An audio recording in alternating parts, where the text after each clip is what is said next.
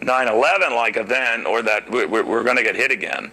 And I've had guests on this show, Tom Ridge and others, who say count on it. It's just not a matter of if but when. But that they are more prominently worried about the lackluster state of the recovery, that it's not robust. That's a long way from where we were, but they still don't feel it. And that's adding to the anxiety that Trump was alluding to, I guess. What do you make of all of that?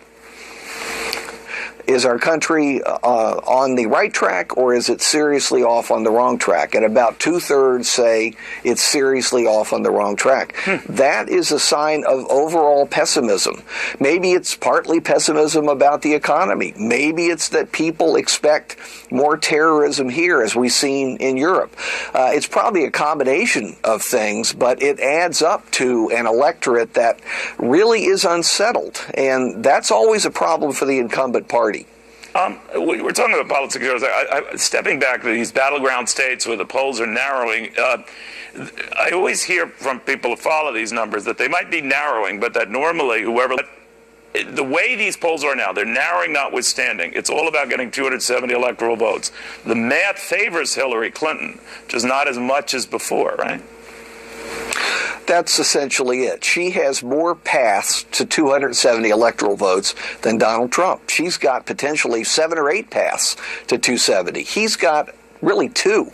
Either he carries the Rust Belt or he flips Florida, Ohio, and Pennsylvania. Those are the 2 paths that are clear for him, and I think his own team agrees with that. However, sometimes even if the odds don't favor you, your odds come up. I mean, that's why people play in Las Vegas. You reminded me that what happened with Ronald Reagan and Jimmy Carter, where it broke dramatically with fairly close polls, but in the last week or so, dramatically. I think the weekend before something turned. What did that? How did that happen? How did a relatively tight race turn into a blowout? It was the confluence of 2 events. Jimmy Carter agreed to debate Ronald Reagan very foolishly a week ahead of the election, exactly 1 week ahead of the election. And we all remember Reagan won that. There you go again. Right. Are you better off today than you were 4 years ago? And then the second event was crushing for Carter. It was on the Sunday before the Tuesday election. The negotiations with the Iranians fell apart for the release of the hostages, and people said, my God, there's no hope. And so they tried something else. And that's why I tell people you have to watch every day, and in this campaign you have to watch every hour. Yeah, I hear you. Thank you very much, my friend. Larry Sabato. Thank you, Dean. Follows this stuff better than anyone I know. All right, in the meantime, and who has a better view of ISIS and taking on bad guys? Hillary Clinton is about to outline a plan, or at least take reporters' questions as to she's better prepared for that, and that the guy on the right is a loose cannon. We report, you decide. Well, Donald Trump is absolutely right. I mean, you leave as a military commander and as the commander-in-chief, you ask best military advice from the Pentagon, and then you leave every option on the table through the full range of what you can do with the United States government and the military.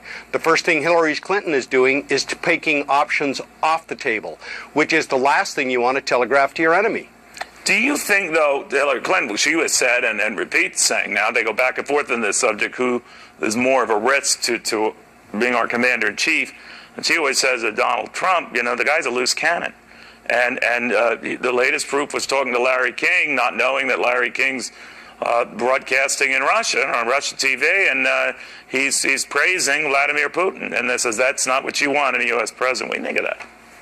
Well, I do not think that Donald Trump is a loose cannon. I mean, the way I look at it is when I look back at the previous Clinton administration, when I look at how this is going to be extension of the Obama administration, you're essentially looking at the status quo and a continuation of what we have.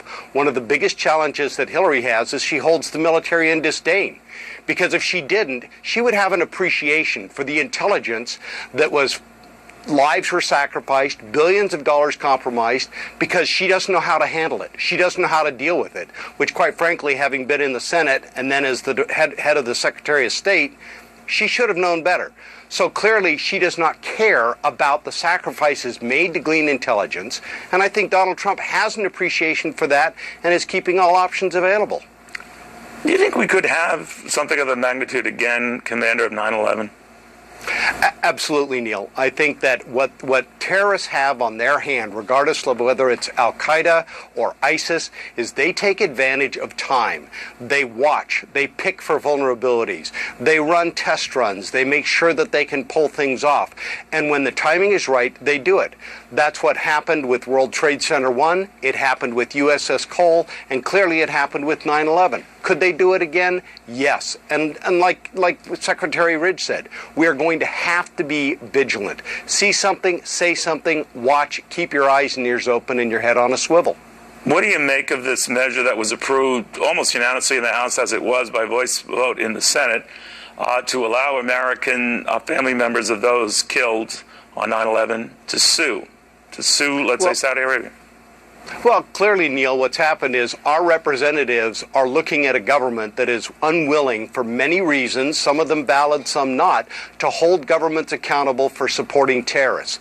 There is nothing like money to make a government accountable when they start realizing that economic avenues and opportunities get cut off because they cannot see financial gain from it. When you hold these people accountable, that's what needs to happen, and our representatives are speaking out for the American people. Commander, thank you. Wise words. Kirk Lippo, the former commander of the USS Cole.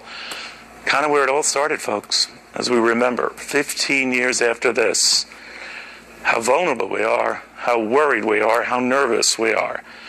But also, I like to think how resilient we are. Good night.